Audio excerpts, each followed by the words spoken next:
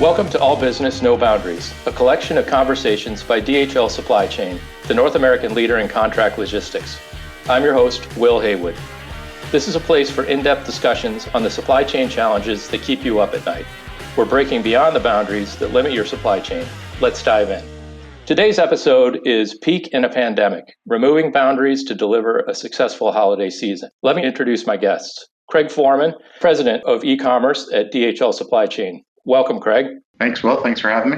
Looking forward to the conversation. Good. And Larry Landtiser is Senior Director of Operations, also in DHL Supply Chain's e-commerce organization. Larry, I'm happy to have you, and thanks for making the time. Absolutely, Will. Looking forward to it. Okay, great. So, Kraig, I'd like to start with you just on the basics. So, how do you define peak season? And maybe I'd like to answer that question in the context of, historical brick and mortar retailing. I think before I just jump into that, Will, I think it's probably worth just talking a little bit about peak season and e-commerce and what it means to DHL. Most of the audience may not know this. I know you're aware of this, Will, but DHL has just recently, the supply chain organization in North America has just recently made some organizational changes due to the importance of this aspect and this topic that we're discussing here, e-commerce. Understanding the importance of it for our business, but also for the industry as a whole, has decided to split off our e-commerce and multi-channel, omni-channel businesses into a separate business unit and sector to focus on that for the success of our customers and our potential customers. And I'm privileged enough to be leading that new business unit and sector. Larry is part of that team as well. And the reason why I call that out is because it is things like peak season that makes this business different and unique, and the success that we need to have and that our customers in the industry need to have is extremely important. So having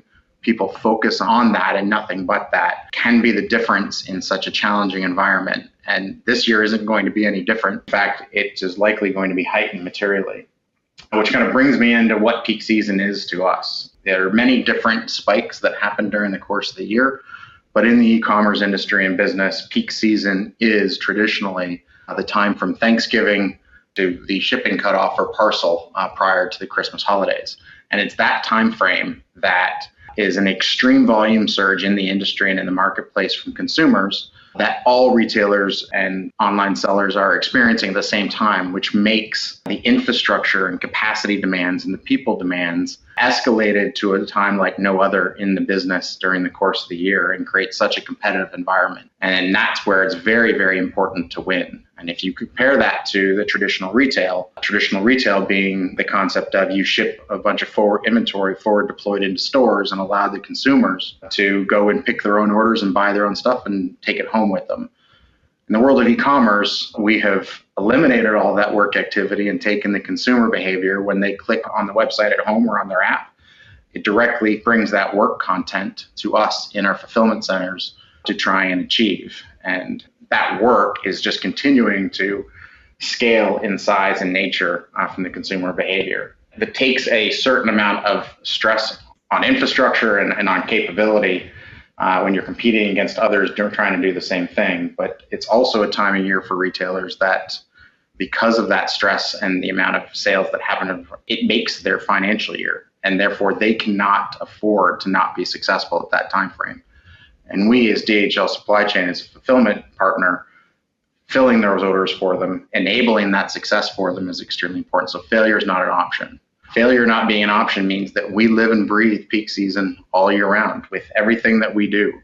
The way that we design operations, the way we design buildings, our operating philosophy, how we project plan in many different facets to be ready for peak season. We take 10 to 11 months a year to plan for it and 1 to 2 months to execute it. We work on it all year long.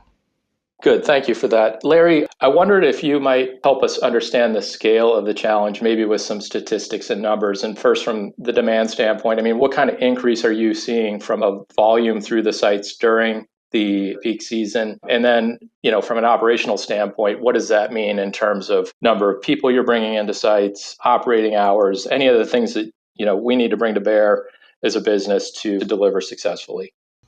Sure. Typically, when we're talking about peak season, you're talking about anywhere from a 5-to-1 to a 12-to-1 ratio of your normal business. And from a headcount perspective, that can mean anywhere from a couple hundred to a couple thousand people that you need to bring into your building and your operations for that peak season time of the year. And when we talk about peak season, it really is a year-long process. And as quickly as we try to take a peak season down in January, we're trying to get those lessons learned in that February, March timeframe, and the planning begins for the next peak season.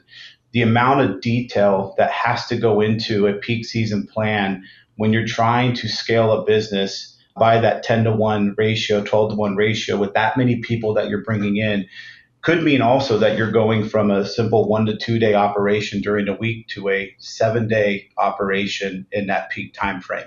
With that, you are competing against all these other retailers and e-commerce businesses that are also trying to go after the same type of volume and the same type of people that we are. And so really there's a high level of focus on really a couple key segments that we utilize to be sure that we're able to execute that strategy. There's an HR strategy around, labor and how many people that we need, the market that we're dealing with, any type of market constraints or conditions that would make us have to do anything different to make sure that we're attracting the right people into our business. There's an execution component around our operational and production strategies, how we're going to actually operate, moving from, for instance, a 1 to 2 shift operation to a 3 shift operation, and an engineering capacity, like Kraig said, where you're looking at how am I going to scale a business to 5 to 1 or 10 to 1 and make sure that I'm doing all these things from a conceptual standpoint and a rate of flow to be sure that that facility is prepped and ready to go and able to execute for that customer. Good. So say more about the HR side. I mean, it sounds to me like a big challenge to attract and onboard and, effectively train short-term workforce. How does that play out in your operations? We will still try to bring in those associates that we're going to have support us in executing a peak season strategy. They're going to receive all the same levels of training that our full-time associates that are in those buildings year-round. What we try to do is try to create an opportunity for them to come in and learn specific parts of the operation where they can impact us the greatest without having to learn the whole business. It requires the same level of complexity that the normal associate would get, but we're able to break this up and to understand associates coming into the building, where they're going to have breaks, where they're going to eat their lunch. All of those components have to come into a plan to be sure that we're bringing in the right amount of associates each week and measuring their level of effectiveness in the building in order for them to give us the greatest impact. I think, Will, it's probably worth just outlining that when Larry's talking about these plans, they're being done, these plans are being detailed at every single one of our peak season operations. When you accumulate that impact across our e-commerce sites in the US, we're talking about bringing on 8,000 to 10,000 people for that period of time. And that's the coordinated effort of making sure that we are doing the right things to train individuals, to give them confidence in what they're doing and capability in what they're doing, giving them a good experience, an associate experience that's positive, that makes them want to come back every year, and making sure that our brand is strong for associates to be compelled to apply and want to be a part of what we're doing for these seasonal opportunities. And that's taken years of work to make sure that reputation and capability is out there. And every year we have to work extra hard to make sure that we do not lose the momentum on that strength of brand on seasonal recruiting. So you do get a lot of repeat workers coming in for the. We do. It varies by market, by building, by size of workforce, but we can see 40 to 50% of our seasonal teams returning year on year. The increase of the flex up of, I think you said about 9,000. What's the base operation headcount? That's probably off of a base of around 6,000.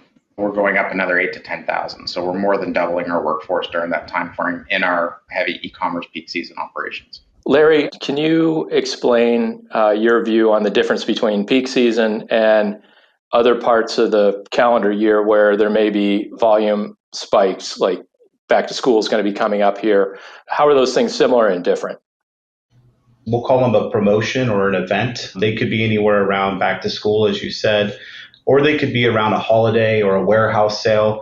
And typically what we see there is they are just a smaller influx of volume into the building, 2-to-1 or 3-to-1 ratio, and typically for a shorter period of time. I think the other piece around that that's important is they're not during peak season. So resources are generally more available during that time frame, which allow us to, readily bring people into the building for a shorter period of time. That could be a labor share opportunity within our own campuses, and get through those promotions, which typically are not, testing the facility and the engineering in the buildings like a peak season does. Got it. Kraig, we've talked a lot about building capacity with labor. I wondered if you had any comments on how DHL is thinking about capacity through automation and automating technologies. We had an episode earlier in this series with Adrian Kumar about digitalization. I just wonder how that plays out to accommodate peak volumes. Yeah, that's a great topic because it's a real focus and strategy for us to continue to enhance, because there's been so much evolution over the last year to 2 years on this digitization opportunity compared to what we've historically dealt with, in my view. If you go back 5 to 10 years ago, it was always focused on building infrastructure that bolts down, that allows you to meet your expected growth needs on that peak day. And you're building sorters and conveyors and a lot of mechanization to enable that to happen. We've really evolved since then, and the technology where it's going is going to allow us to continue to evolve. There's so much more intelligence out there from a systemic standpoint between warehouse execution systems and different flow systems that are out there, coupled with AMR technology, all of which really means that there's the ability to flex more effectively with different tools with a lower head count than our traditional operating solutions, which really makes peak season an increased viable opportunity. And the timing is important because peak seasons are getting more peaky. And having this technology come and help offset that consumer behavior impact that's happening and the service level impacts that are happening is extremely important. So we're doing a lot of work right now with different AMR concepts such as Locus that you would have heard Adrian talk about in the previous podcast, along with different systemic technology. We're trying out and working on pilots for a lot of future technology, which I won't talk about at this point in time, but again is groundbreaking and going to be changing our industry and our operating approach as we know it today. And I think the last thing I would bring into it is the enhancement and capability that we've brought into the business for peak planning and peak execution around analytics.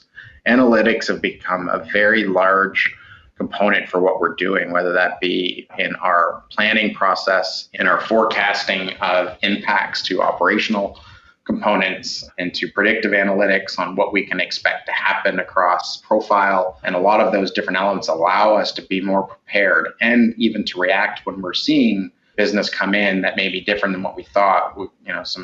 Our analytics team can tear that apart pretty quick and really give us the DNA of what we're dealing with to be able to react quickly. And all those are game changing when it comes to technology and thought process on how we become smarter on the way that we approach these peak seasons.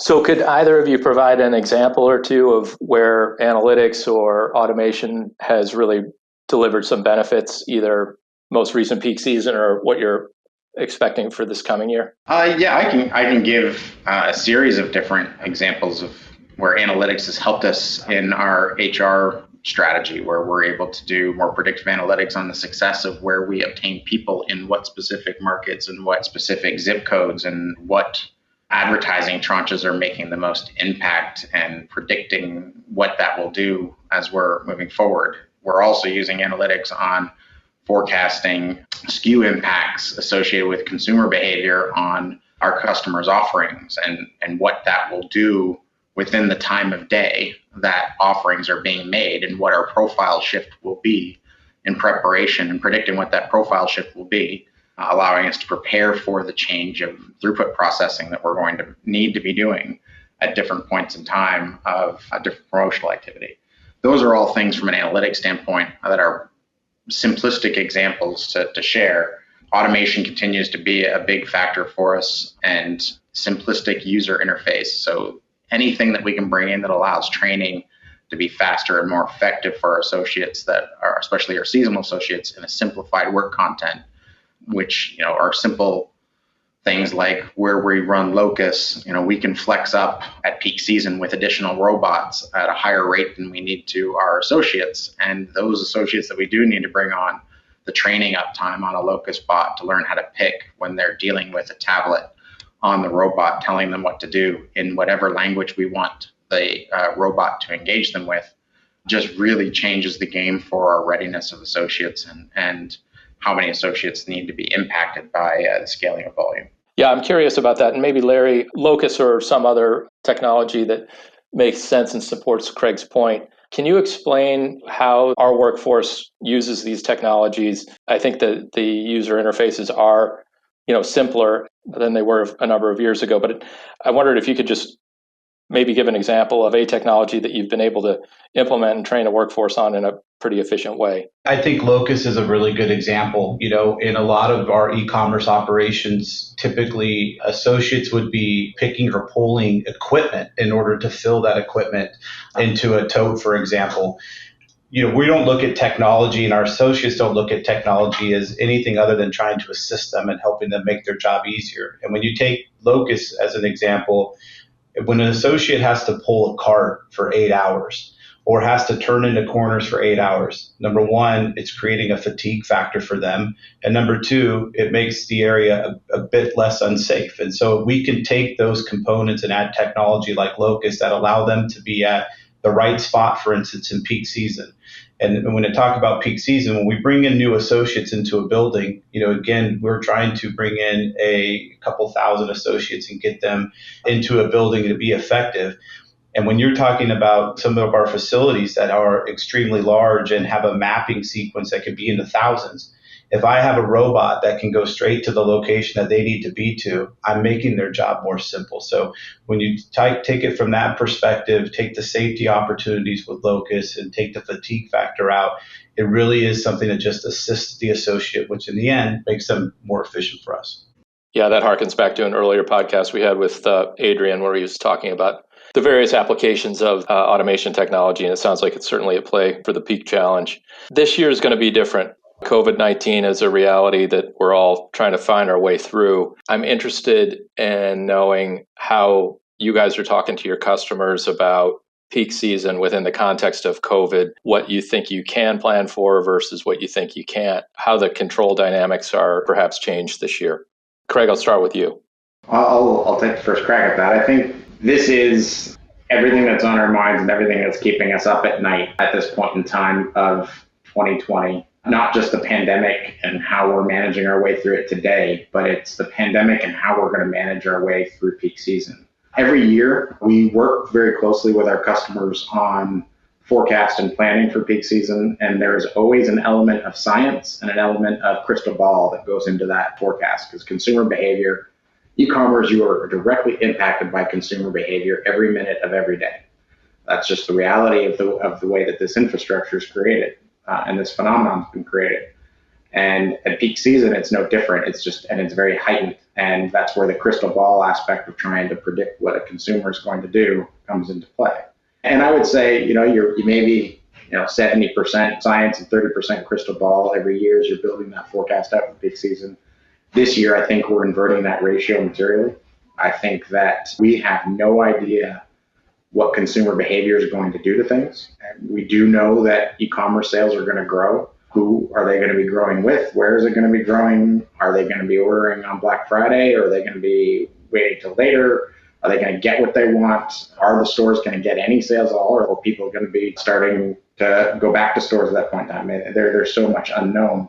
And then you couple that whole consumer behavior unknown crystal ball impact with what we are dealing with in these fulfillment operations across the country, not just DHL, everybody is dealing with across the country to protect and keep our associates and our team members safe. With the COVID-19 restrictions of social distancing and doing that when you're attempting to take your workforce by 200% or 300% into your building, you still have to maintain social distancing. And you still have to look at the health and safety of your associates and how are you going to create that capacity. So that's something that we can control. And so that's where a lot of our focus is on how we maintain a very safe environment for our people at the highest capacity that we can get the facilities ready to. And that goes into our planning process and a process for peak that we've dealt with in the past, but this is just a more heightened approach that we need to take with more specific challenges to tackle. Yeah, to go a bit further, Larry, we've kept all of our buildings open throughout the pandemic, and we've put in a lot of different practices for worker safety and the like. What have we learned in the course of that experience as you think about scaling for the second half of the year? Yeah, it's no different than when everybody goes to the store today or the marketplace or anything. Those same components of what we've put in are what's worked around how we're setting up our break rooms, how we're setting up our pack stations. And you go back to what, Kraig talked about a bit earlier around, number one, peak season is for the majority of our retailers, will make or break their financial year. But number two, we've built all of these buildings out for peak season. And so now when you talk about that infrastructure that you built is no longer capable of supporting the peak season execution that we need to do this year with the pandemic, it's forced us to already have to have made some adjustments within our facilities to allow for the proper social distancing and keeping our associates safe. That same mentality is what we are bringing into our peak season planning. And as we said, with it being a year-long process, we're right in the middle of, understanding what we have to do to execute because our customers depend on peak season execution. I think more than ever this year, the HR components of a peak season and the operational components of the peak season are going to be consistent with how we plan our execution strategy. But more this year, facilities and engineering is playing a bigger role with not only how we are going to create that social distancing, the things that we need to do to procure the proper facility setup now so that we can get it into place before peak. Yeah, challenging times. And I wish you best of luck with all of that. Just to kind of close us out here, I know we've talked a lot about peak, but Kraig, you've got the title of president of e-commerce. So I'd like to talk about that market in general. I mean, it's been growing at about a 15 to 20% clip for over a decade now. What's your prediction? Will that kind of growth trajectory stay the same? Do you see it accelerating, decelerating? How do you see things playing out?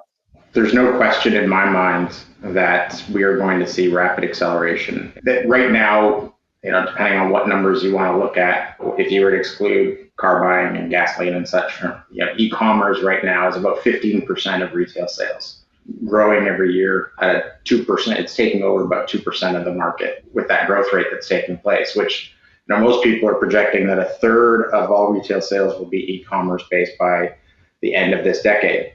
Somewhere around the end of this decade. I think that's going to explode a great deal. I believe that we will be at that third of all retail sales by 2025. Part of that is going to be the fact that retail stores are going to decline in total sales.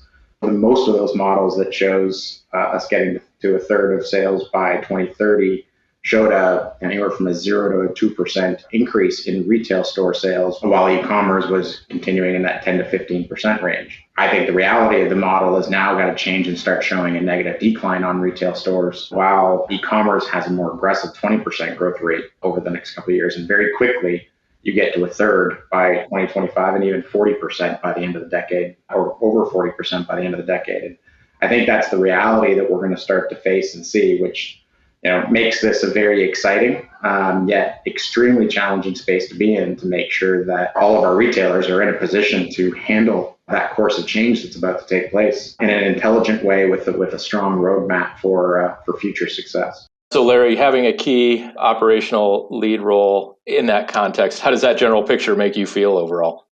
We're excited. I mean, to be honest, when you talk about, peak seasons and the fast-paced execution that we do, these types of things are what excites us and why we're in this sector and with DHL. What we're faced with right now is how quick can we react? We're seeing that even today in some of the customers that we're helping now. They need us not only to execute for them, but they need the execution now. And so more than ever, we're leaning on the expertise of our team. We've got an extremely talented group of people in our sector, and more than ever, they're all being pushed in ways that are forcing us to get a bit uncomfortable. But at the end of the day, we're continuing to execute, and we're all ready for the challenge. Excellent. Well, I want to thank you both for joining me today. I really enjoyed this conversation. Great. Thanks for having us. We'll appreciate it. Yeah, thank you. Yeah, you bet. If you enjoyed today's conversation, please share it with a friend. You can find us online at logistics.dhl.com. Follow us on LinkedIn and Twitter at DHL Supply Chain. If you would like to continue the conversation or leave feedback about the episode, please do drop us a line.